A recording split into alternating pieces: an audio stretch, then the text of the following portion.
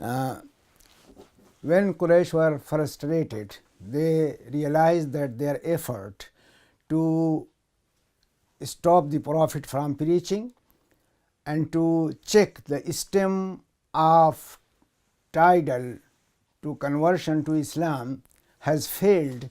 So they felt very much frustrated, very much disappointed, and they decided to go to Abu Talib to speak to him. They went to him and said that, look, your nephew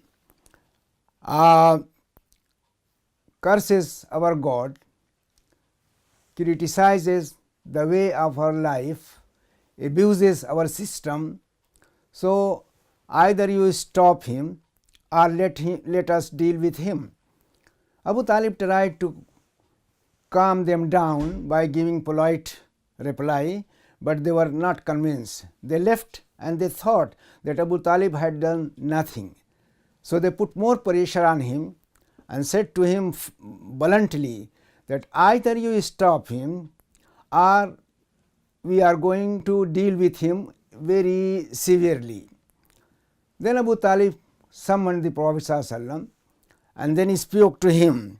He said that, nephew, spare me at this period of age, spare me and yourself from the trouble, because I mean your people do not like it. They want you to stop. Prophet ﷺ said to his uncle that, my uncle, now if they give me sun, if they place sun in my right hand and moon in the left hand, in order to stop this preaching, I will not do it. I will continue until Allah makes me victorious or I perish in this cause. So Abu Talib realized that his nephew is not going to stop his preaching. The Prophet, of course, with a very heavy heart, turned to go away. Abu Talib realized that he did not do justice to his nephew. So he called him back and said that, do what you want, and as long as I am alive, I will be protecting you and giving you all kind of safeguard and shelter. So he left his nephew at that stage. Now Quraysh, of course, they were very much frustrated, as we said, and they were disappointed, and they wanted to stop Muhammad from preaching by any means. So some people, among them the notable ones, they tried to play their part. One of them, Utbah bin Abi Rabi'a, he said that, okay, let me go and meet him and speak to him. So he went to the Prophet and said that, nephew, we know that you come from a very noble lineage among us, and by doing this kind of action, what is your intention? You want wealth, money, so we can gather money much more than any wealthy person in Makkah has got. Or if you are after leadership, power, so we can make you the chief of Quraysh. If you are after getting a beautiful wife, we bring you the most beautiful woman from Arabs and give it to you. So he tried to persuade him and give him all kind of incentives which he thought that the Prophet would heed and then stop preaching. Then he asked that, Abul Walid, have you finished? He said, yes. Then the Prophet recited certain verses from the Quran, mainly from Surah number 41, which says that this is a Quran which Allah has sent it in Arabic language for the people to understand, and through which Allah will guide them to the right path. When he heard these verses, Utbah was so much impressed that he couldn't speak. He came back to his people and couldn't say anything. They noticed condition has changed. He must have been affected. Something had happened to him. They tried to ask him, but he couldn't answer. When he answered, he said that, look, what I have heard is something completely different, and if you want my advice, I'll give you one, that leave him with his message and let the Arabs deal with him. If the Arabs were able to check him, to stop him, you will have nothing to fear. He will go on his own way and he will perish. He will be destroyed by Arabs. You will have nothing. You will have no guilt to feel. You will have not committed any crime. And if he becomes successful and he dominates all Arabs, you will take part in it and you will be part of his company, part of his people. So this is how he said.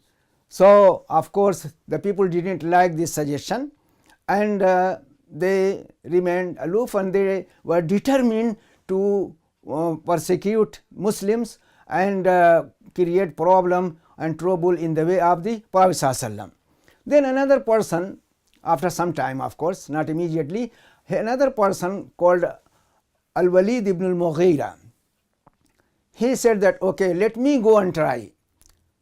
So Quraysh sent him to negotiate with the Prophet and speak to him. He came and he spoke and tried to convince him by all means to stop this activity. The Prophet said that he also recited some verses from the Quran, and Al-Walid ibn al-Mughira found himself unable to say anything. He changed. He knew that it was not a poetry. He knew that it was not something which soothsayers utter. It was something completely different. So he came to his people and again he said, no. Look, I went and met him. The word he spoke, the verses he recited, they are completely different from any speech, from any type of word which we have in among ourselves. You say that he is a poet, but this is not a poetry. I know poetry very well, but what he read to me is not a poetry. You say that he is the utterance of soothsayer, and everybody knows how these people speak and what they say. His statements, his words are not soothsayer's statement. It is completely different matter. You say he has been possessed, but we know how the person who is possessed behaves. But look at him. He is a normal person. We never noticed anything like a possessed man. So how can I say anything that he is a poet, he is a soothsayer, he is possessed? So they say, but you have to say something. Say, only thing I can say that he is a magician. He is very expert in this art. He has so powerful tactics that he separates father from the son, wife from the husband, brother from the brother, and everyone from other people. So only this thing we can say. The Quran mentioned this story, the Al-Walid's dilemma, in Surah number 74, that the man came and now innahu fakkara wa qaddar faqutila kayfa qaddar thumma qutila kayfa qaddar thumma nadhar thumma abasa wa basar thumma adbara wastakbar faqala in hadha illa sihrun yu'thar. He thought and plotted. May he be destroyed, how he plotted. Then may he be destroyed, how he plotted. Then he looked. Then he frowned and looked in a bad temper. Then he turned back and was proud. Then he said, this is nothing but the word of a human being. He came to this conclusion. Quran says, now see, just consider the situation which Quran is describing here. A real psychological drama, a psychological confusion which the person was facing. His colleagues are sitting there and they ask him to say something. He is thinking what to say. He is trying to devise something to speak out. And then he walks in the room and then he looks at the faces of the people. then he makes a face, frowned, then feels proud. He cannot surrender. He does not want to be humiliated and to be thought that he is unable, he is useless. So he went up and down, thought and thought again, and then came to conclusion that there is nothing, it is a human being saying, and that is how he brings all these verses. So far we have said that the Makkans did not stop the Prophet from going around Kaaba and then say his prayer, but now seeing the danger that if he comes and meets the people and then prays and his followers prays, we will lose our dignity, we will be ashamed in front of other Arabs, and that they will feel that there are two religions, there is a new religion emerging. So they stopped them from coming to Kaaba. So the Prophet chose house of Al-Arqam, Darul Arqam, house of Al-Arqam, to sit there and do his teaching and tell his people all that he wanted to tell them. So this is how it was going on. But this torture, this persecution, this trouble which Quraysh were making for Muslims and creating all kind of trouble and showing their atrocities, of course made the Prophet ﷺ feel very sad for his followers.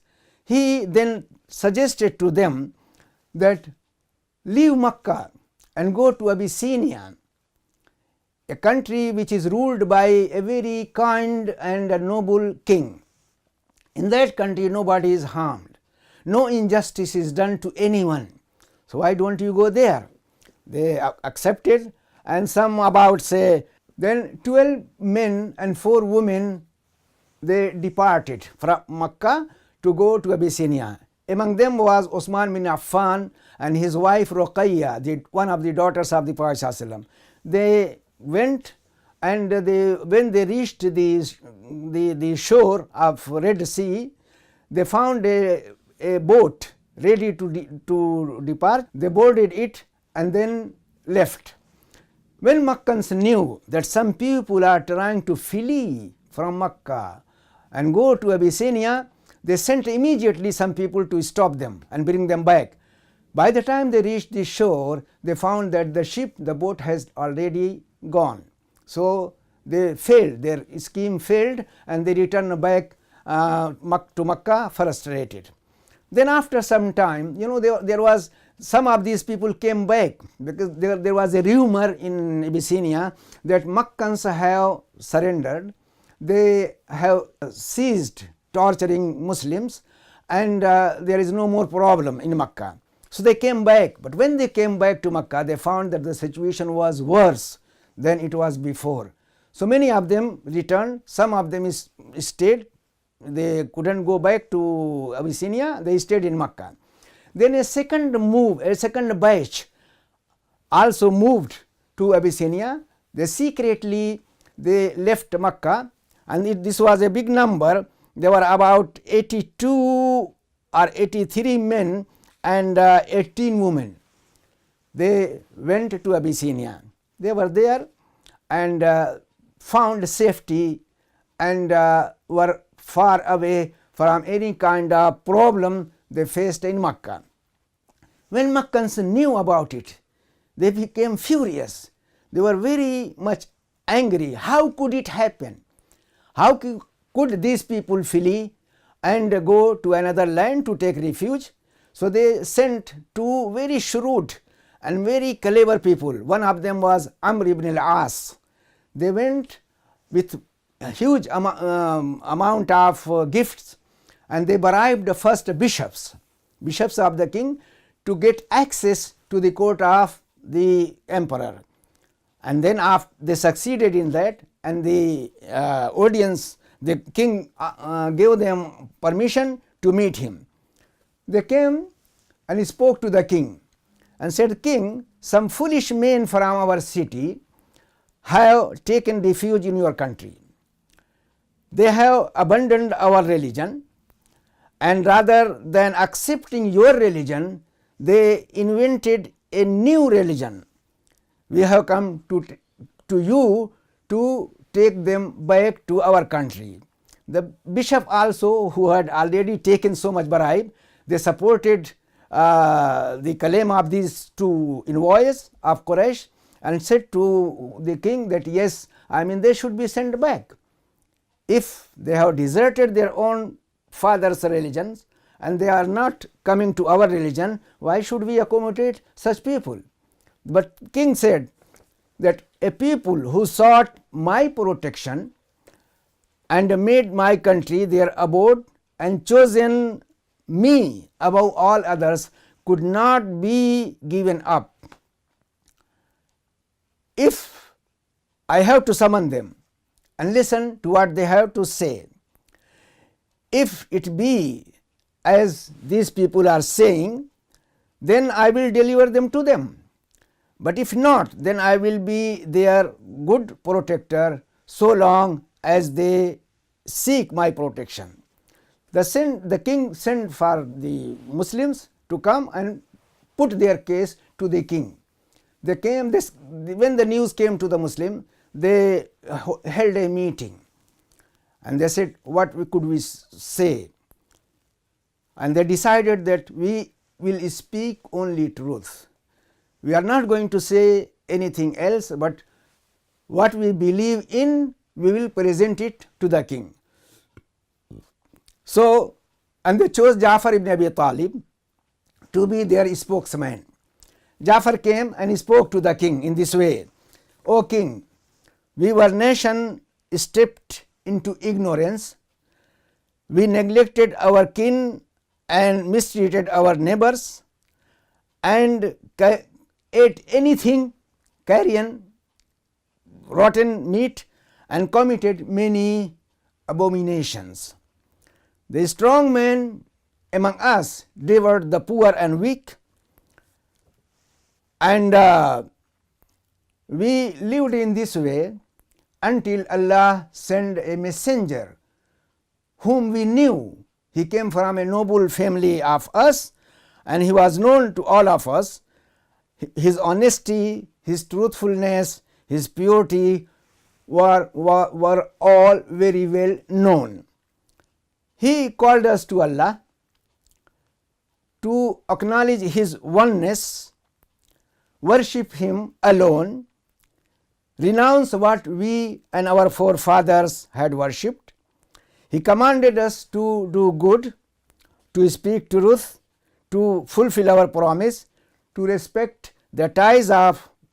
He forbade us to encroach upon the property of orphans or to vilify chaste women. So we worship Allah, we accepted Him and started worshipping Allah alone, setting nothing beside Him, counting forbidden what He has forbidden and taking lawful which He has allowed. So we acknowledged Him and we are doing this. Our people did not like it. Our people did not like it and they started torturing, persecuting and creating problem in our way. They made life difficult for us, so that is why we have come to your country. Having chosen you above all others, we have been happy in your protection and it is our hope that we will not suffer anything wrong. The king listened very carefully and patiently to what Ja'far said, and then when he said to Ja'far that, well, you mentioned that he recites to you the words of Allah. Do you have anything from what he speaks? Ja'far said yes, and he recited, and his selection was very good. Ja'far's selection was the chapter 19 of Qur'an, which is named Maryam, Mary, mother of Jesus. And he chose those verses which speaks about Jesus and about Mary and the birth of Jesus from Mary. So when he read those verses, the king could not control himself, but he started crying, and he said that truthfully this and what Jesus brought before are coming from the same divine light. The bishops also, they were very much impressed, and then having failed in their attempt, they tried to make another attempt to the king. They said to the king and said that, well, you know, these people, they do not believe in Jesus the way you believe. They have funny ideas about Jesus, son of Mary. So he invited them again and say, what is your opinion about Jesus? He said, Jafar again, he said that we say about him what our Prophet taught us to say. Jesus was the servant of God and his messenger, his spirit and his word, which Allah caused into Mary, the blessed virgin. The king took a straw from the ground and said, what you are saying, Jesus is not more than that, even by this size of a straw. I am not going to return you to you. And then ask those two people to go and return all the gifts and bribes they had given to him, to the king, or to the bishops. So the mission failed. They came back and they found that, well, it is not possible to bring them back. So those people stayed safely there. You know, they came back to Medina when immigration had been completed. The Muslims were well established in Medina. At the time when Khaybar was conquered, the whole community, all those people who were in Abyssinia, they came back. We will may come to it later. Now, despite all the efforts of Quraysh, the tide of Islam did not recede. It continued growing and spreading. More people came to Islam, and this infuriated Quraysh, mainly Abu Jahl, who found himself unable to do anything to stop this mass entrance of people to Islam. It was not so big anyhow, but still some people were becoming Muslim. And then and he was always trying to hurt the Prophet ﷺ and cause harm to Muslim. So once the Prophet ﷺ came to the Kaaba to make tawaf, and they were sitting, Quraysh were sitting in Hatim, in Hijr, that portion which was left from the building when the Quraysh wanted to rebuild Kaaba after its destruction by flood. So anytime he passed by them, they surrendered. They used some abusive word. So once the Prophet ﷺ stopped and said that, O Quraysh, will you hear me? Indeed, by him who holds my soul in his hand, I bring you slaughter.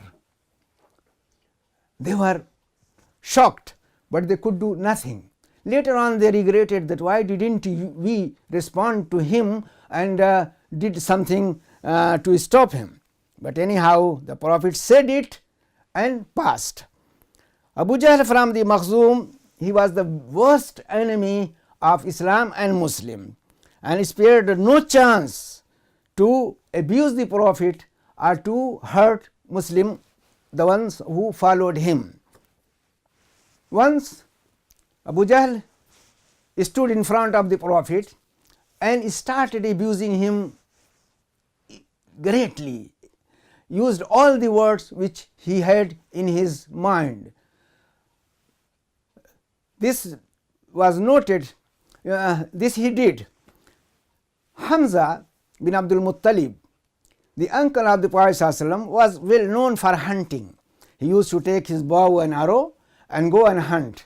He was coming back from his hunting, and then one of his slave girls met him and told him that today Abu Jahl has abused your nephew very badly. He treated him very badly. Hamza became enraged. He started boiling in anger, and then he came where Abu Jahl and others were sitting and hit by his bow Abu Jahl so forcefully that it injured him, and said to him that, look, he said that, will you insult him? Will you insult my nephew when I became one of his followers? I am with him. I became Muslim. Would you still continue? So some member of the Makhzum clan stood up in order to defend Abu Jahl and speak to Hamza, but Abu Jahl stopped them, said, no, no, no, leave him, because surely I abused his nephew very badly. So that was done. But Hamza became Muslim, and Hamza's Islam brought strength to Muslims and Islam. It gave a kind of moral boost to those people who were Muslim. They felt a little bit stronger with Hamza being one of them. Hamza became, remember that his Islam, his conversion to Islam, first of all was based on this feeling of kinship, that his nephew is being maltreated. So he came and then joined Islam and abused Abu Jahl. But once he became Muslim, he was so faithful, so sincere and devoted to the Prophet that he earned the title of Asadullah, Lion of Allah. So this was one big victory for Muslims. Then another person became Muslim, which brought more strength to Islam, and that was Umar bin Khattab. Umar bin Khattab, before becoming Muslim, he was also very staunch enemy of the Prophet, a very strong opponent of Islam. He wanted to eliminate this phenomenon which was dividing Meccan community into so many sections. His feeling was that we were following one religion. Now there is a man who brought another religion, so Makkah cannot survive with two religions, and he created so much confusion and so much trouble in the community. So the cause of the confusion must be eliminated, must be done away. Muhammad must be killed. With this intention, he took his sword and then headed to find Muhammad sallallahu alaihi wasallam. On his way, he met a man called Nu'aym ibn Abdullah, who was a Muslim, but he has hidden his iman, his faith, from Umar and from others, because he was scared of Umar. So he saw this gloomy face of Umar. He thought that there must be something wrong. So he asked him, where are you going? Umar replied that, look, I am going to finish this man who has created so much problem in the society. I am going to kill Muhammad. Then Nu'aym said to him that, well, before going there, just put your house in order. Your sister Fatima and your sister Fatima and her husband also have become Muslim. Umar could not control himself. He felt enraged, in fury, and then instead of going to find Muhammad, he headed to the house of his sister. He heard some murmur from inside the house, but when the people inside the house, they noticed that Umar is coming, they were Fatima, Saeed, her husband, and a man called Khabbab, who used to visit them to teach them Quran, to teach them how to read the Quran, teach them to remember some verses. They were reading Surah Taha, chapter number 20 at the moment. When they heard that Umar is coming, Khabbab hid somewhere, and Fatima hid the manuscript, the paper they were reading from, under her gown. When Omar came, immediately he went to his sister, say, what you are reading? They said, no, there is nothing, we were talking among ourselves, chatting. He said, no, you were doing something. So he started beating her husband, Saeed. He ruthlessly beat him. When Fatima came to protect him, her husband, he hit her, pushed her, and she got injured, and blood ran from his head. When Omar saw the blood, he felt really very sorry and sad. How can he hit his sister? So he little bit calmed down, and then asked Saeed that, you were reading something, aren't you? You were reading something, weren't you? Then show me what it is. They said, no, you cannot touch those papers because you are filthy, you are unclean. First go and wash yourself, clean yourself, and then come, and then we will give you the manuscript. Omar went and washed himself and came back, and they gave him that part which has Surah Taha's verses, Taha ma anzalna alayka al-Qur'ana litashqa illa tadhkiratan liman yakhsha. That we have not, Allah said, Taha, we have not revealed this Qur'an to you to cause you trouble, to make you feel distressed, but this is a reminder for any person who has fear. When Omar read, Omar was one of those people who knew how to read. So he was able to read those words. When he read, of course, the change came upon him, and he melted, we can say. I mean, he decided to become Muslim. So when Khabbab heard his voice, his sound, speaking in this soft way and showing inclination to Islam, he came out, and they all conversed with one another. Omar asked, where can I find Muhammad? Because I would like to meet him and I want to accept Islam. They told him that he is in Arqam's house. So he headed to Arqam's house, and then he knocked at the door. A man from inside peeped through a hole and saw that Omar was there. He came to tell the people that it is Omar, and holding his sword. Hamza said, okay, let him come.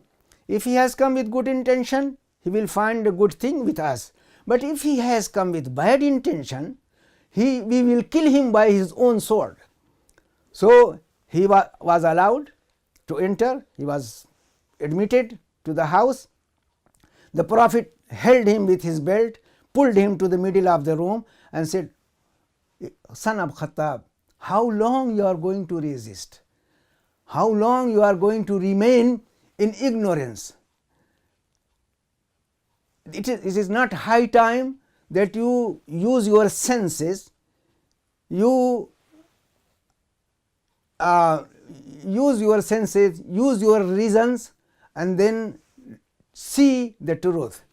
Omar said that, Messenger of Allah, as a matter of fact, I have come to accept Islam.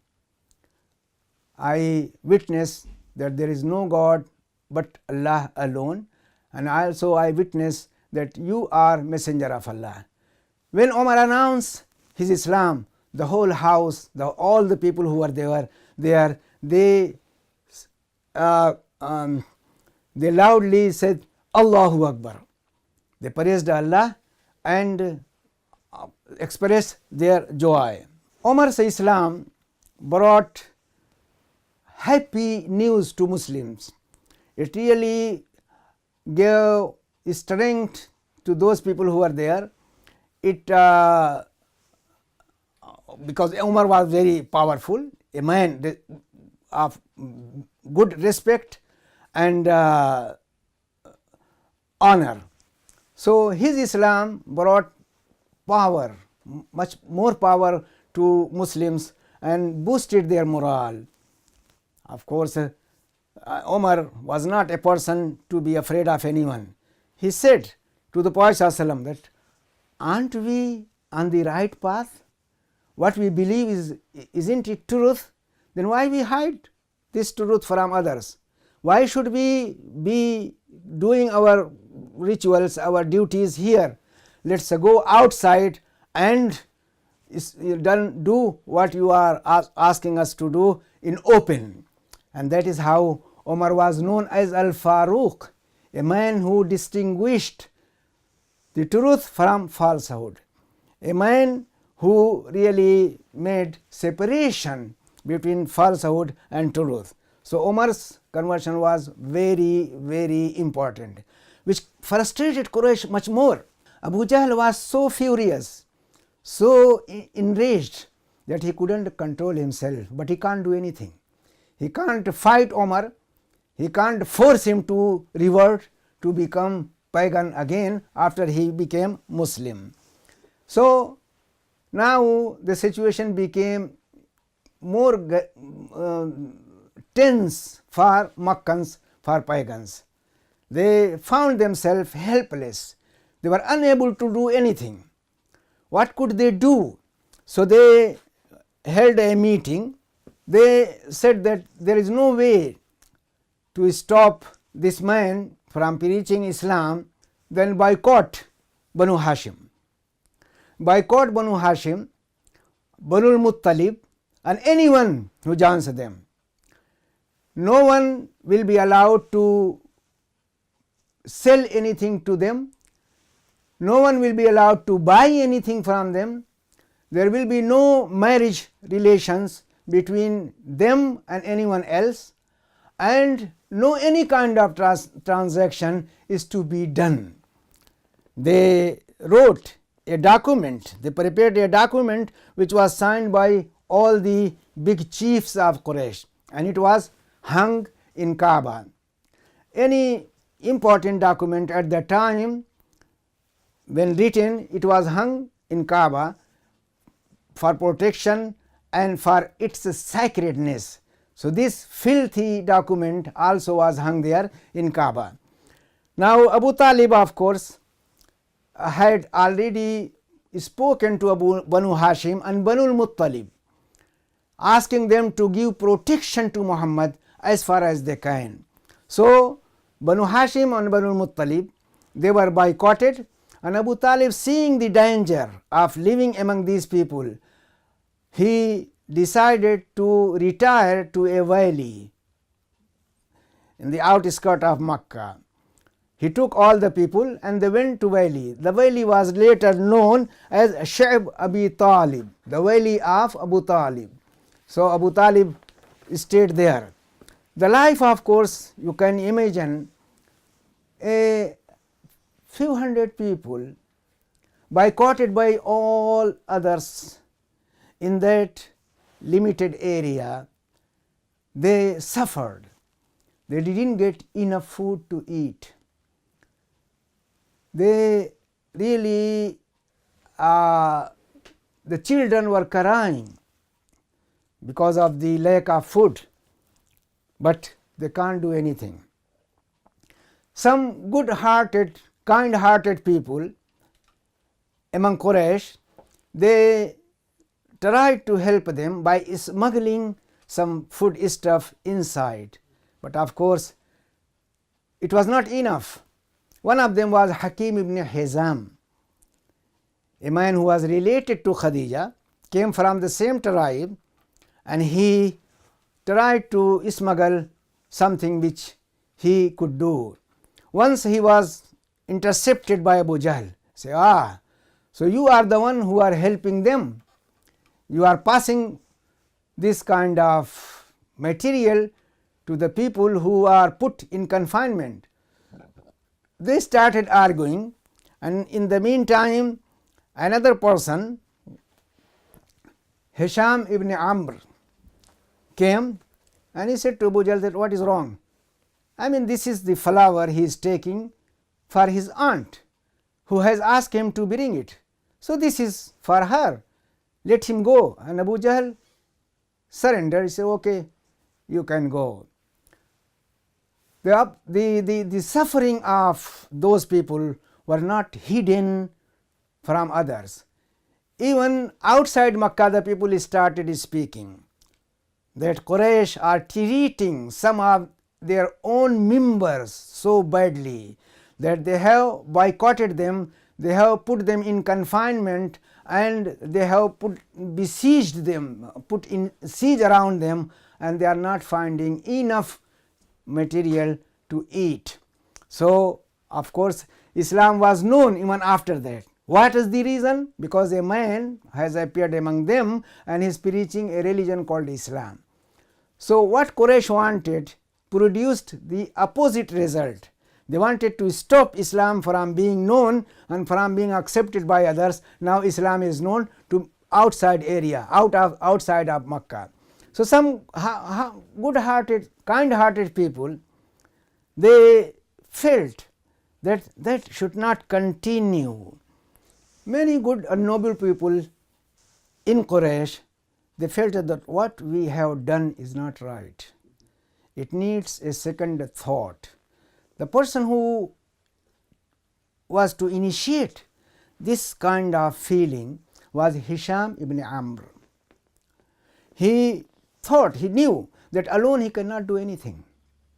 He cannot do anything alone. So he went to another person called Zuhair ibn Umayyah, who was a member of Makhzum clan, the clan of Abu Jahl.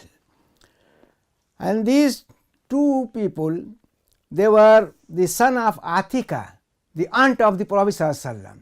So they had this relation as well. And then Hisham spoke to Zuhair and said that it is not right. You are eating your food, satisfied with that, sleeping in bed, enjoying life, while your relatives are suffering in that valley. Do you accept it? If it were to happen with the family of Abu al-Hakam, that is Abu Jahl, would you have accepted it? How can they accept this? Zuhair really realized that it was a big mistake, it was something which he shouldn't have accepted. Then he said that, well, Zuhair and Hisham, they said the best way will be to form a pressure group which will work and press and force Quraysh to end this boycott. So they found some other people to join them.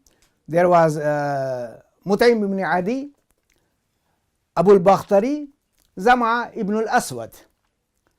So they went to Quraysh and he spoke to them that it is wrong, it is unjust, it is unfair that some members of our own tribe put to suffer all these atrocities. I mean, we shouldn't accept it. We remember that the boycott continued for more than 2 years. It lasted about 3 years.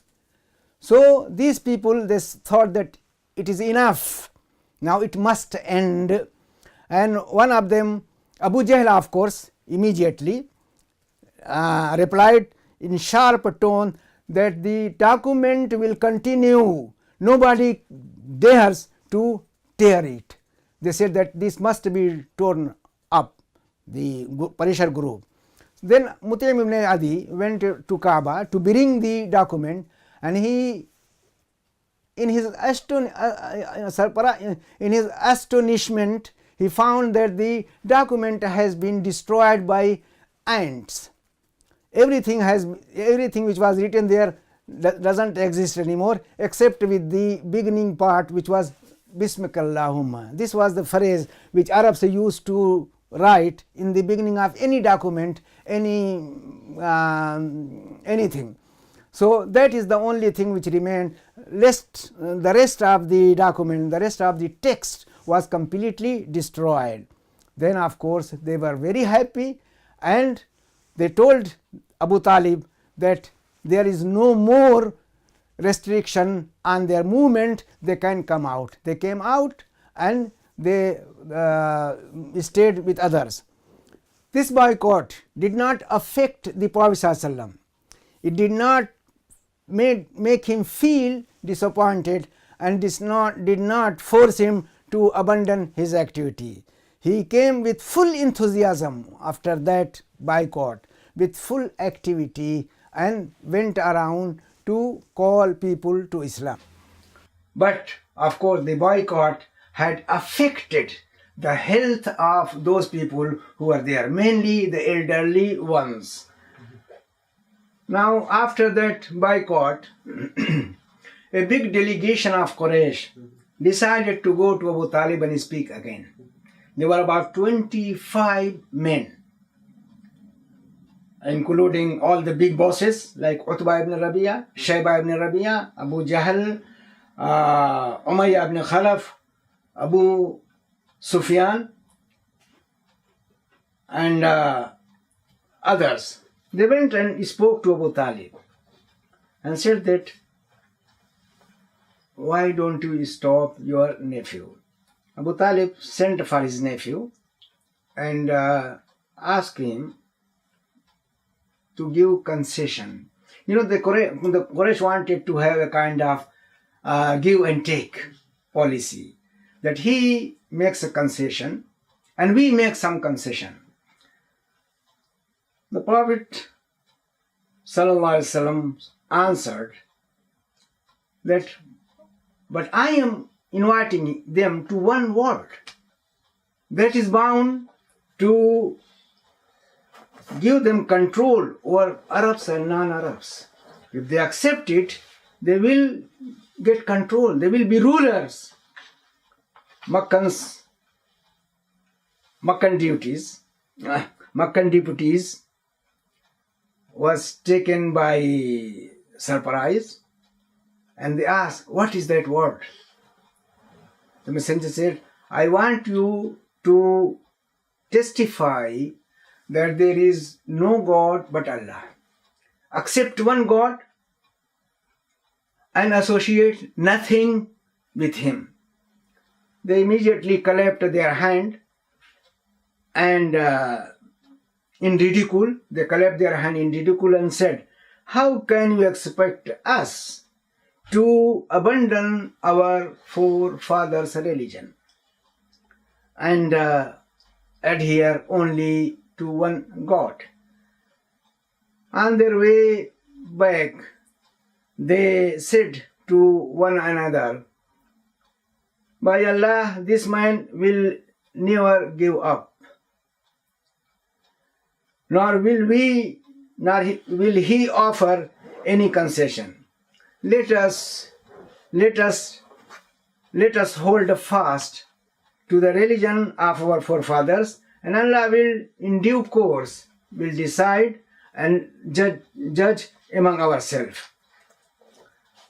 Now, of course, after boycott, Abu Talib and Khadija's health, they were older people. They could not sustain all those deprivation in confinement. Abu Talib fell ill, and it was very clear that he will not survive.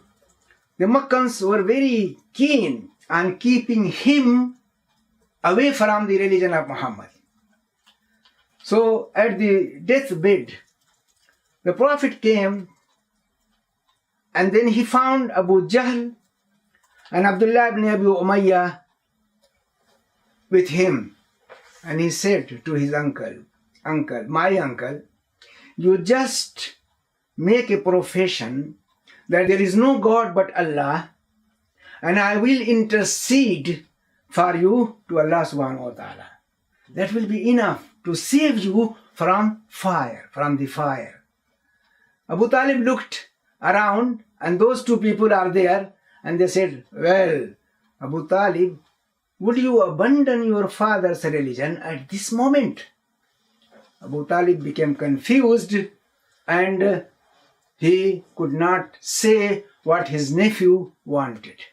The nephew became very much distressed, felt very much sadness, and that he could not save his uncle from the punishment, from the torment of Allah subhanahu wa ta'ala, the uncle who gave him protection throughout his life. He was a shield for him against Quraysh and against any problem, any attack by Quraysh. But now he is dying without accepting Islam. So Allah subhanahu wa ta'ala consoled his prophet, messenger, saying that it is not to him to make Muslim anyone he likes. It is completely in the hand of Allah to guide anyone. Allah said, إِنَّكَ لَا تَهْدِي مَنْ أَحْبَبْتَ وَلَكِنَّ اللَّهَ يَهْدِي مَنْ يَشَاءُ. That you cannot guide someone whom you love. It is Allah who will guide whoever he wills. And then the Prophet's sadness was reduced a little bit. And in Hadith we read that the Prophet said that the person who will get the least punishment in hell will be Abu Talib, because of his service to the person of Muhammad sallallahu alaihi wasallam, his protection of his nephew. He said that the Prophet said that he will be given a shoes of fire to be put in his feet, by which his brain will be boiling. Such intense heat will be there. But anyhow, the Prophet failed, and he was disappointed that his uncle, the very man who protected him throughout his life and gave him all kind of support to propagate Islam, is dying or died without being Muslim. Then, after a few months, Khadija also died. Khadija, the person who supported the Prophet from the very beginning. When he got the first revelation, he came to her and she supported him, comforted him, took him to her cousin, and who also gave him assurance that what he has got is not something bad, not something minor. It is a great thing. It is a message which Allah has sent, and he is going to suffer at the hand of his people. But and also he expressed a wish that if I were alive at that time, I will come to your support. Now that Khadija, who he provided the Prophet ﷺ with all that he was deprived of in the beginning. He was deprived the mother's love. Khadija gave him the love of a mother. He was deprived of sister's love. Khadija gave him sister's love. Khadija gave him all that the Prophet missed. And that is why he became so devoted. And he was so faithful and so attached to her. She died. So he lost two big supporters of him in a very short period. And he couldn't forget her at all. Throughout his life, he remembered Khadija. Anytime a relative or a friend of Khadija came to him, he was very happy, he felt very happy, and welcomed her and spoke to her. This attitude of the Prophet ﷺ about Khadija, of course, made some of his wives, mainly Aisha, very jealous of her. And she complained that always Khadija, as there are no women in the world but Khadija. He said, yes, she was and she was. She was the one who believed in me when other people rejected him. He was the one who helped me when I lost support from any side. He was the one through whom Allah gave me children. None of other wives have this luck, this fortune. Allah provided me with children through Khadija. So why shouldn't I remember her? And also once when she was alive, Jibreel came with a revelation to the Prophet ﷺ, and then Jibreel said to him that now the Khadija is coming to you with some food, some soup and some bread.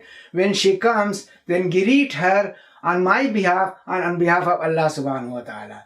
So see, this is how the importance of Khadija was during her lifetime And of course, the support she provided to the Prophet ﷺ was unmatched.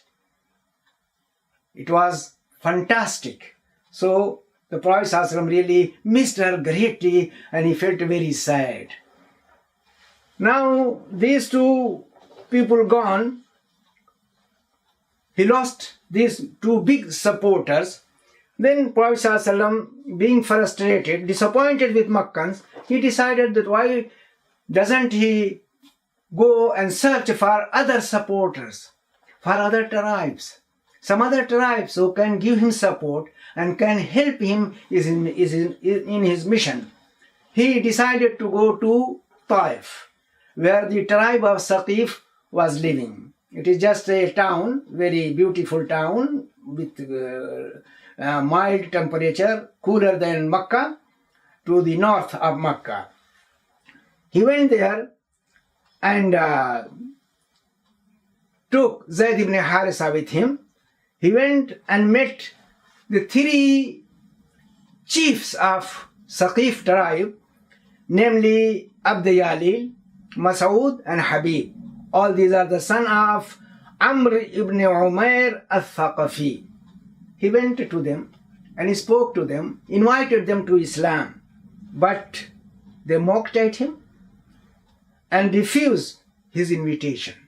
Not only they did that, but not only did they refuse him, but they instigated the people of Taif to chase him, to mock at him, and to hurt him.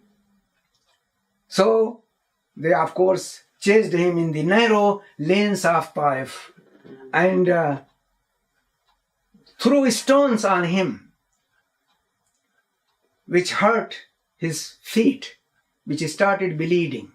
Zayd ibn Harisa is trying to protect him, shelter him, and he got injured as well in head, and the blood flew on his cheek. But the crowd, which was mainly composed of these stupid people, hooligans, who chased him, and about 2 or 3 miles until he left the town and came to a garden, to vineyard, which was owned by 2 wealthy brothers, Utbah and Shaiba, sons of Rabi'ah, who were Makkans, and of course they were very rich people. They saw Muhammad, they recognized him. Of course, he is also from Quraysh. They belong to Umayyah, but he comes from the same tribe. So they had pity on him. Send his Christian slave, Addas, to him. Before that, when the Prophet ﷺ retreated to this garden, took shelter there, he spoke to Allah. You want me to read again Arabic? Yes. That year in which the Prophet ﷺ lost Abu Talib and Khadija, he felt very sad. All these problems come to him when he had no supporter like Abu Talib, like Khadija. So that year in which he missed and lost these 2 big supporters, that is known in history of Islam as the year of sadness. Amul Huzn, the year of sadness. He complained to Allah. Remember always that his confidence in Allah and his trust in his support was so strong that nothing can move him from it. He always was full of confidence that Allah is going to help him. And also Quran, of course, supported, gave this feeling to him that at the end the victory will come to you. Many other messengers before you have gone through this difficult time and hard experience, but the victory was to them and their enemies were destroyed. You will find this promise from Allah in Makkan Surah again and again. So here the Prophet ﷺ, of course, complained to Allah, and he said in a very moving tone, It is a very emotional prayer. This prayer is called the Du'aul Mustazafin, the prayer of oppressed people, the prayer of distressed people, the prayer who are helpless, who don't find any supporter. So he said, Allahumma ilayka ashfu da'fa quwwati wa qillata hilati wa hawani ala nas. Ya arhamar rahimin, anta rabbul mustada'afin, wa anta rabbi, ila man takiluni, ila ba'idin yatajahhamuni, am ila aduwin mallaktahu amri. إِلَّمْ يَكُنْ بِكَ عَلَيَّ غَضَبٌ فَلَا أُبَالِي وَلَكِنَّ عَافِيَتَكَ هِيَ أَوْسَعُ لِي أعوذ بنور وجهك الذي أشرقت له الظلمات وصلح عليه أمر الدنيا والآخرة من أن ينزل بي غضبك أو يحل علي سخطك لك العتبى حتى ترضى ولا حول ولا قوة إلا بالله. He said, O Allah, to you alone I complain my weakness, I complain of my helplessness and of my lowliness to the people. You are most merciful of merciful, and you are the Lord of the weak and helpless. You are my Lord as well, into whose hand you are entrusting me, unto some far off stranger who ill-treats me, or unto an enemy you have given power to him over me. But if you are not angry with me, I don't care. Your pardon is ample enough for me. I take refuge in the light of your countenance, which illuminates the darkness and rectify the condition of this world and the next, lest you let your wrath befall me, or your displeasure overtakes me. Yet it is yours to reproach until you are well pleased. There is no power, no strength except with you. La hawla wa la quwwata illa bik. That there is no power, no strength except you. He said this dua, and of course complained to Allah, not to anyone else. Remember, this is following the example of Yaqub, the father of Yusuf. When the brothers came and said the second son, Binyamin, was arrested because he stole something. And we, of course, the king has put him, in arrest. Then Yaqub said that you must have concocted something. Sabr is only good for me.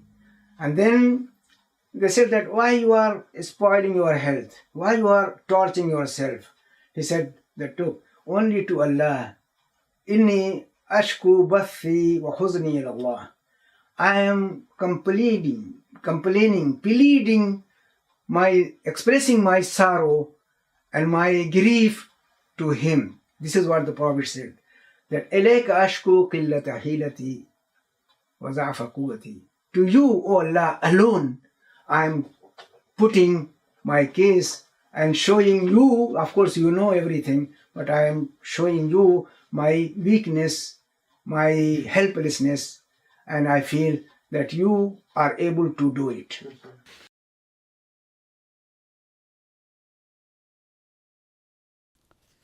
The place where the Prophet was resting and found the peace was owned by Utbah and Shaiba, two sons of Rabi'ah, very notable and wealthy people of Makkah. Seeing the Prophet in helpless situation, they were moved on the ground of kinship, because they were also among the opponents of the Prophet and opponent of Islam. But when they saw them in this distressed situation, they were moved on the ground of kinship and compassion, and sent to him a tray of grape with one of their Christian servants called Addas.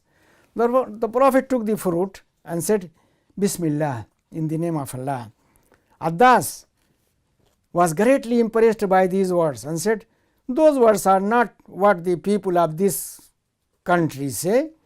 The Prophet asked him, what land you are from and what is your religion? I am a Christian by faith and come from Nineveh. He replied, from the city of the righteous man Jonah, Yunus, son of Matta. The Prophet asked. Addas asked him anxiously if he knew anything about Yunus. The Prophet said, yes, he is my brother. He was a prophet as I am a prophet. Then Addas bent over him and kissed his head, his hands and his feet. When the brothers saw, they said, look at your slave. He has already been corrupted. When he came back, they asked him, what made you kiss the man's head and his hand and feet? He answered, Master, there is nothing on earth better than this man. He has told me of things that only a prophet could know. They said, let him not delude you from your religion, for your religion is better than his. Heartbroken and depressed, the Prophet set out on his way back to Makkah. The Prophet later told his wife Aisha about his experience. When she asked whether he had experienced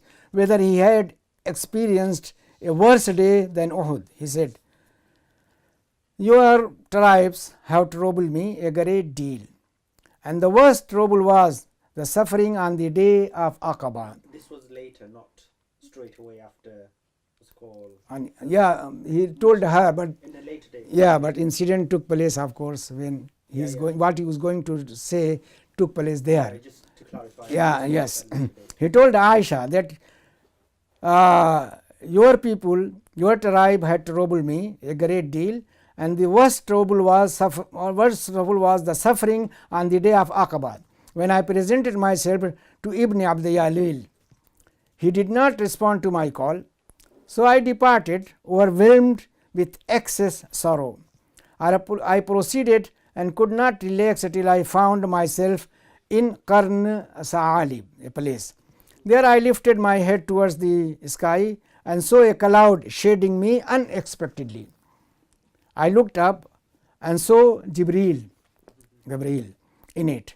He called me, saying that Allah had heard what your people had said to you, and they replied to you, Allah has sent the angel of mountains to you, so that you may order him to do whatsoever you wish to these people. The angel of mountain called upon me and greeted me, and then said, Muhammad, order what you wish. If you like, I will let Al-Akhshabain, 2 mountains, fall on these people. The Prophet said, no, I hope that Allah will let them beget their children. I hope that Allah will let them beget children who will worship Allah alone and will worship none beside him. This affirmation of support from Allah through his angel made Allah's Prophet feel relaxed, and his heart was in peace. The Prophet made his way to Makkah with fresh determination and enthusiasm to resume his duty of calling people to Islam. His companion Zayd said to him, how will you go to Makkah after Quraysh have expelled you? The Prophet replied to him, Allah will surely provide relief and will certainly support his religion and Prophet. However, the Prophet was unwilling to return to same condition which had impelled him to leave his house. He needed a protector to continue to fulfill his mission. He spoke to some notables, but they refused to grant him protection. He headed to the cave of Hira, where he had received the first revelation. Mutaim ibn Adi, the chief of Nufl, was approached by the Prophet, and he volunteered to respond to the Prophet's appeal for shelter. he asked his people to prepare themselves full in. He asked his sons and his family members to be prepared in full arm and asked Muhammad to enter the town. The Prophet went to the sacred mosque, performed prayer and left for his house guarded by the people of Mut'im. Abu Jahl asked Mut'im whether they had become followers of Muhammad. Mut'im's reply was, "We are giving him protection." Abu Jahl could not say anything, but he said, yes, he said, Abu Jahl said only, "Whom you protect, to him we give protection as well." The Prophet never forgot this Mut'im's favor. At the end of the battle of Badr, he said, "If Mut'im ibn Adi were alive and asked me for the release of these rotten people, I would have given them to him." Who is there? आ गई वहाँ पास. Who is there?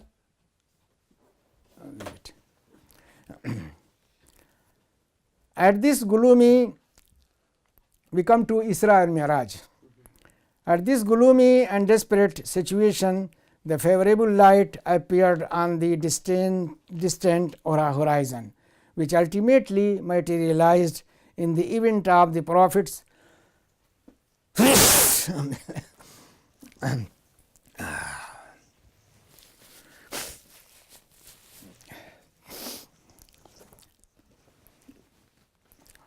At this gloomy and desperate situation, the favorable light appeared on the distant horizon, which ultimately materialized in the event of Prophet's night journey to Jerusalem and then ascension to the heavens. Allah the Most Powerful wanted to show his messenger that he, Almighty, had power to protect him on earth and even take him to the heavens. This incident suggested significantly that the office of leadership would be taken over by Allah's messenger. He will hold the authority for both headquarters of Abrahamic faith. The sacred mosque is Mecca and the farthest mosque in Jerusalem. It was high time that the spiritual authority be transferred from the Jews, whose history was full of treachery, violating the covenant and aggression to another people, blessed with piety and dutifulness to Allah. Allah's messenger was carried physically by the sacred mosque. Allah's messenger was carried physically from the sacred mosque in Mecca to the mosque in Jerusalem. Gabriel brought him al-Buraq, a beast between the mule and an ass, with wings in his sides, with which he moved his legs. His every stride was far as his eyes could see. The Prophet mounted al-Buraq and reached the mosque of Jerusalem, alighted and led the prophets who were gathered there in prayer. Then he was taken to the lowest heaven, where he met Adam, who welcomed him. Gabriel then took the messenger to the second heaven, where he met Jonah, Yahya, son of Zachariah, and Jesus, the son of Mary. They greeted him. He returned the greeting and welcomed them. He was welcomed by them. Then he reached the third heaven, where he met Joseph and greeted him and returned his greeting. Then he reached the fourth heaven, where he was met by Idris, and then afterwards he was carried to the fifth sky, where he met Harun, the brother of Musa, and went to the sixth heaven, where he met Moses. Then he went to the seventh heaven and met Ibrahim. Then he was taken to Sidratul Muntaha, the remote Lot tree, and was shown Al-Baytul Ma'mur, the much visited house. Then the Prophet was presented before Allah. He was brought to so near that he was at the distance of 2 bows length or less.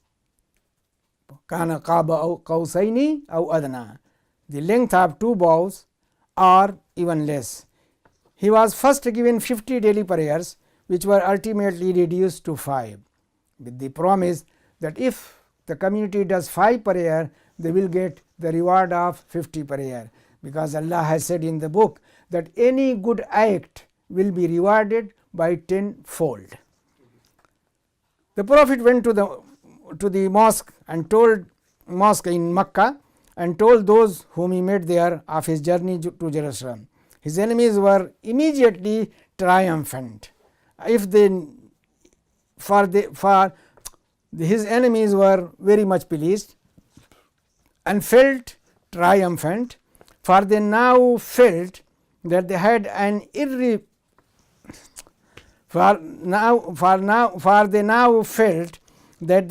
irrefutable cause of mockery.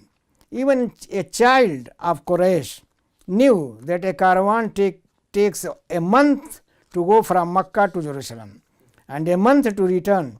But now Muhammad claimed that he gone there and was back in one night. So of course that is impossible. Everybody will refute him. A group of men went to Abu Bakr and said, "What do you think of your friend? He tells us that he went last night to Jerusalem and prayed there and then returned to Makkah." Abu Bakr accused them of telling lie. Said, "You are telling lie. You are not telling truth." But they assured him that Muhammad was in the mosque in Haram and at the moment and is speaking about his journey. Abu Bakr said that if he says so, then it is true. Where is wonder in it? He tells me that messages come to him from heaven to earth in 1 hour of the day or night, and I know him to be speaking the truth, and there is beyond that, and that is beyond what you complain. It was for this that the Prophet gave him the title As-Siddiq, which means the great witness of truth or the great confirmer of the truth. In an attempt to prove that Muhammad was lying, those Makkans who were familiar with Jerusalem and the sacred mosque asked the Prophet about the description of the mosque. To their astonishment, he supplied them with the news of their caravan. He described it. To their astonishment, the Prophet's replied. The Prophet's replies furnished the most accurate information about the mosque. He supplied them also with the news of their caravan and the routes of their camels. However, all this did not convince them, and they remained in disbelief. The event of night journey boosted the morale of the Prophet ﷺ. He went on preaching with more enthusiasm and zeal than before. He embarked on taking the message of Allah to Okaz, Zilmajanna and Zulmajaz. These three huge where three huge fairs were held each year: Okaz, Majanna and Zulmajaz, where three huge fairs were held every year. Taking the opportunity of finding a large audience, the Prophet approached various tribes with his message. None of them responded to the call, but the Prophet was not disappointed at all. He persisted in his mission, for which he was commissioned despite all odds. He contacted individuals and he was able to receive favorable response from some of them. Abu Zar al-Ghifari was one of those people who accepted Islam, and when the Prophet suggested that he should keep his conversion secret, he refused and said that he would announce it. Why should he cover it? He will announce it publicly. Others who accepted the message included Tufail ibn Amr al-Dawsi, Suwaid ibn Samit, and Iyas ibn Muaz. It was during the pilgrimage season in the 11th years of the prophethood that the Islamic call found a fertile ground. It was Yathrib, a city about 400 kilometers north of Makkah, which was going to foster the new faith. Yathrib was going to foster the new faith and shelter the helpless converts from the blows of injustice of Quraysh. It was the Prophet's wise practice to meet the delegates of the Arabs by night in order to avoid any hostile action from Quraysh. On one night, he together with his two faithful companions, Abu Bakr and Ali, passed by Aqaba in Mina, where some people were talking. They went towards them and found 6 men from Yathrib, from the tribe of Khazraj. The people of Yathrib who lived with the Jews always heard them say that a prophet was about to come, and when he comes, they would follow him and kill their enemies as the children of Ad and Aram had been killed.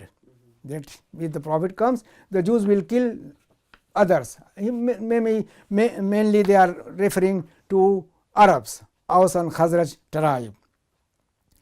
Said that we will destroy them and kill them as the children of Ad and Aram had been killed before. Allah's messenger met them, these 6 people, and after knowing that they were from Yathrib, asked them to sit down and listen to him. He spoke to them about his mission and invited them to Islam. They readily accepted because the fame of Muhammad had spread to Yathrib as well. The Prophet explained to them the message of Islam and the implications and responsibilities which required of those who accept it. They were convinced that he was the prophet about whom the Jews were talking. They decided to join him before the Jews may accept him. They embraced Islam and said to the Prophet, "We left our community divided by hate and enmity. Allah may help us through you and remove the hatred among our people. Let us go and invite them to your religion. If Allah unites them through you, you will be the dearest man to us." What was going on in Yathrib?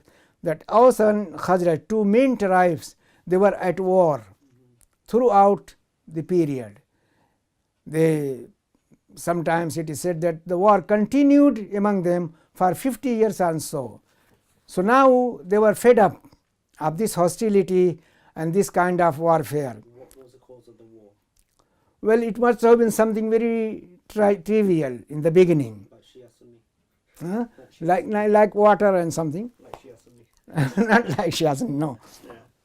But So now of course they were fed up and they expected the Prophet to come and then make peace and make them live together in cooperation, in mutual understanding.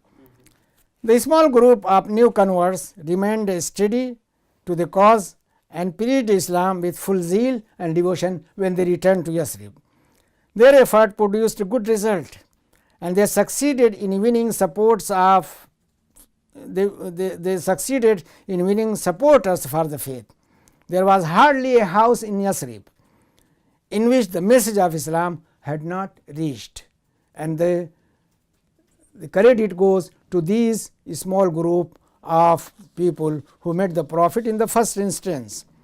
The 6 men of Khazraj delivered the message of Islam to as many their people as would listen to them.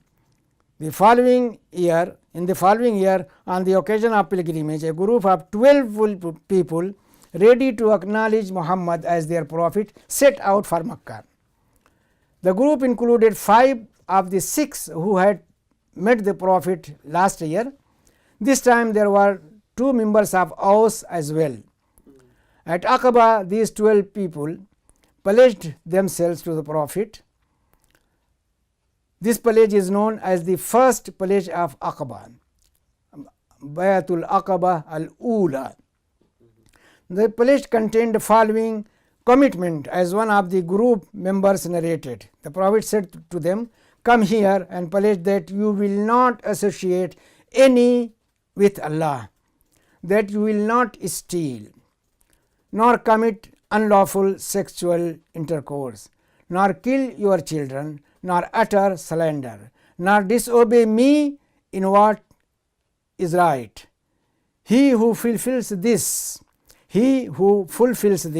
Allah will reward him, and he who commits one of these sins and then receives a punishment for it in this world, that shall serve as expiation, as kafara. If you conceal from the eyes of the men your crime, and no grief comes to you, then this affair will be with Allah. He may forgive or punish the criminal as He wills." When the men of Yasrib left, the Prophet sent with them Mus'ab ibn Umair to teach them the Qur'an and give them religious instruction. He lodged with Asad ibn Zurara, one of the 6 who entered Islam the previous year. Mus'ab was also to lead the prayer, because despite their Islam, neither Aus nor Khazraj were willing to give one another the privilege. They didn't want one of them to be Imam. So Mus'ab, of course, and Mus'ab being a man from early converts, he deserved this. Mus'ab and Asad, they worked together to propagate Islam among the tribes, and they were very successful. One day when Mus'ab and Asad were talking with some new converts, Usayd ibn Hudayr, another man, went and stood around them and said, with as fierce an expression, as fierce an expression as he could muster, he said, "What brings you two here? To make fool of our weaker brothers?" Mus'ab looked at him and said gently, "Why don't you get seated and hear what I have to say? Then if it pleases you, accept it. If not, keep yourself clean of it." "That is fairly spoken," said Usayd. Striking his lance in the ground, he sat down beside them. Mus'ab spoke to him about Islam and recited the Qur'an to him. His face beamed with satisfaction and pleasure before uttering any word of approval, and then he asked him about the procedure related to embracing Islam. They told him that he must wash himself from head to the foot in order to be purified. He also must clean his garment and bear witness to the truth upon, and then perform prayer. They showed him how to pray, and he prayed. Then he said that there was a man whose people would never hang back if he followed Islam. He then left and took them to see. He left to meet Sa'd ibn Mu'az and his people. Sa'd could immediately understand that Usayd has changed. He said to Sa'd that the 2 men were ready to comply with whatever orders they received. He then arranged a meeting for them to talk to Sa'd. Mus'ab spoke to him as he had done with Usayd. Sa'd listened to him, and the result was the same. He directly turned to his people and swore that he would never talk to them until they believed in Allah and His Messenger. By the nightfall, there was no man or woman in his clan who had not entered Islam. You want me to continue? No, it's very long. We'll continue because it's going to go to what's it called Hijrah now, isn't it? It's going to go for the migration story, isn't it? The Prophet's migration. Yeah. Okay. I mean, we'll do that later. Now it's about 1.5 Yeah, hours. yeah, okay. It's gone to 1.5. I've got quite a lot of questions actually. Okay, let me speak about the second pillage. Okay. Okay. Yes, there are some. Musab stayed with Asad for about 11 months. He succeeded in gaining many people to the fold of Islam. When the month of the next pilgrimage drew near, he returned to Makkah to pass the good news to the Prophet ﷺ. After Musab's departure, some of the Muslims of Yathrib set out upon the pilgrimage. There were 73 men and 2 women this time.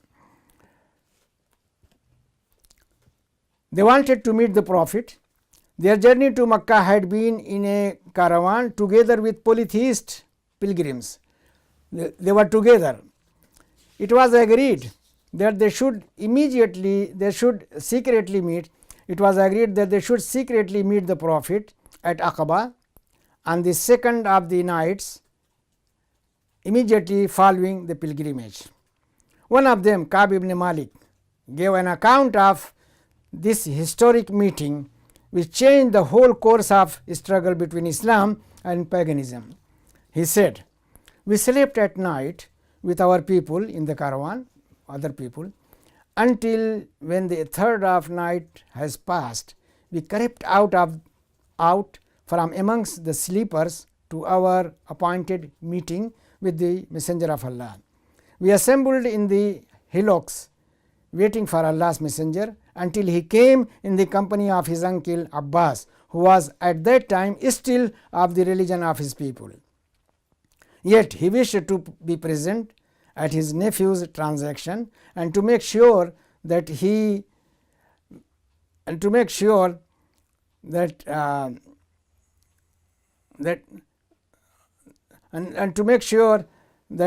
the promise made to him were reliable." When the Prophet was seated, Abbas was the first to speak.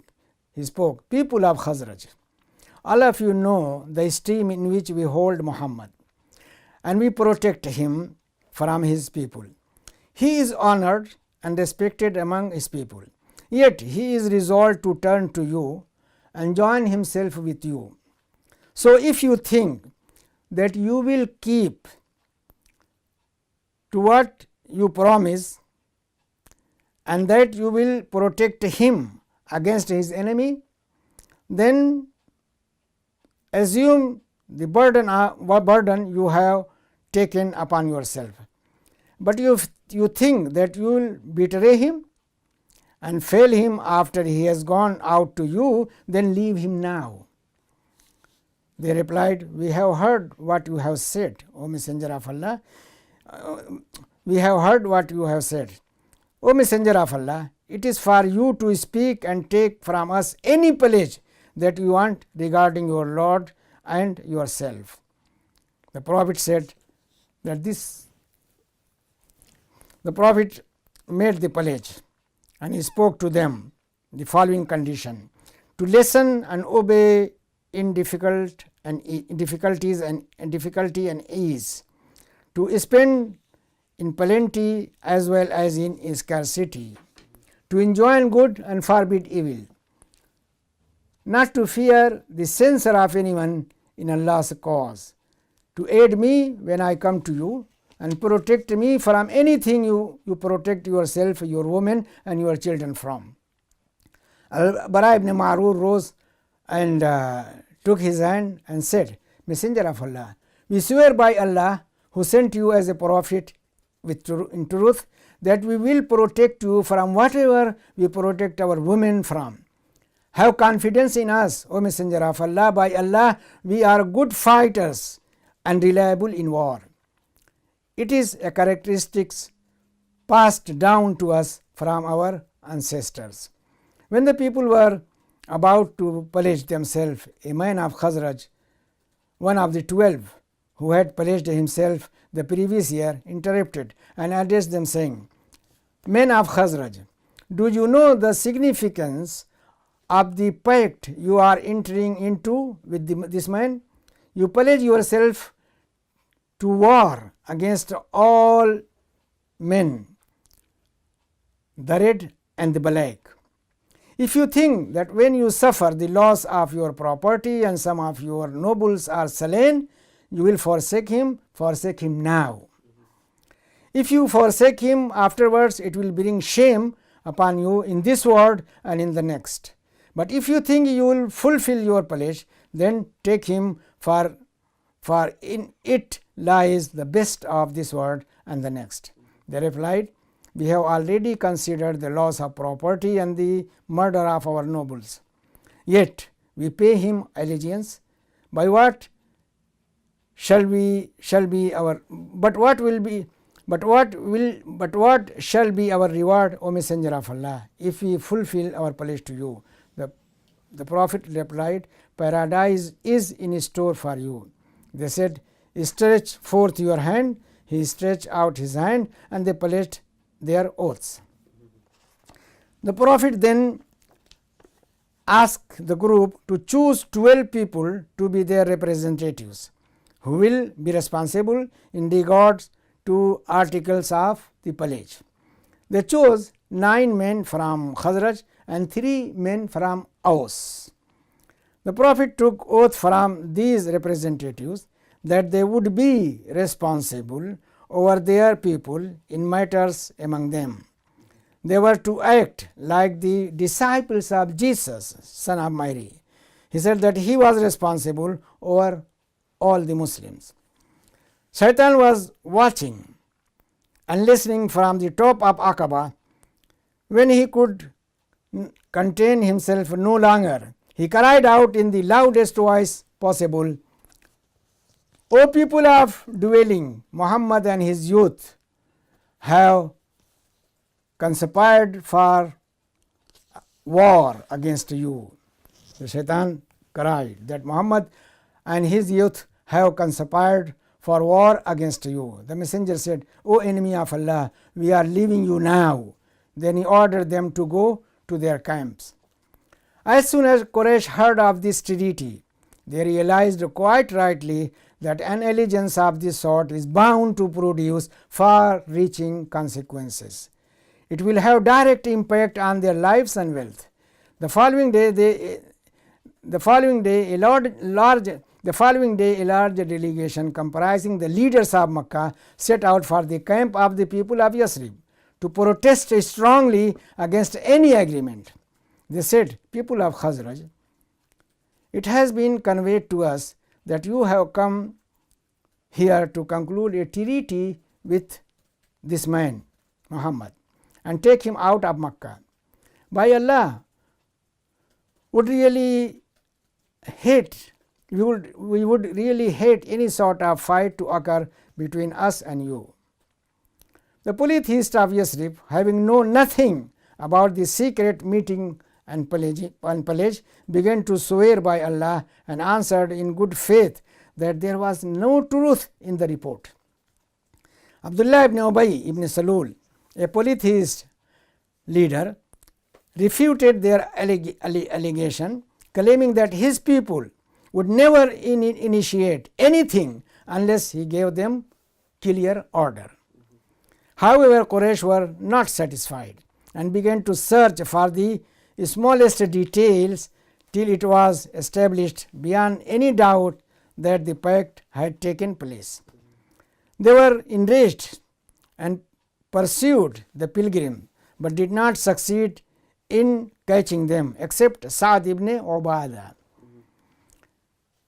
They subjected him to extreme torture, but he was later rescued by Al-Mut'im ibn Adi and Haris ibn Harb ibn Umayyah, with whom he had trade relations. This pledge was considered in the spirit of love and mutual support. This pledge was conducted in the spirit of love and mutual support. It was based on belief in Allah, His Messenger and His book. It was so strong that it stood firmly against all powers of injustice and aggression. The future history of Islam will record the great achievement of these great men. Fine? That will be all right. Okay. Then comes Hijrah. Then comes Hijrah. It's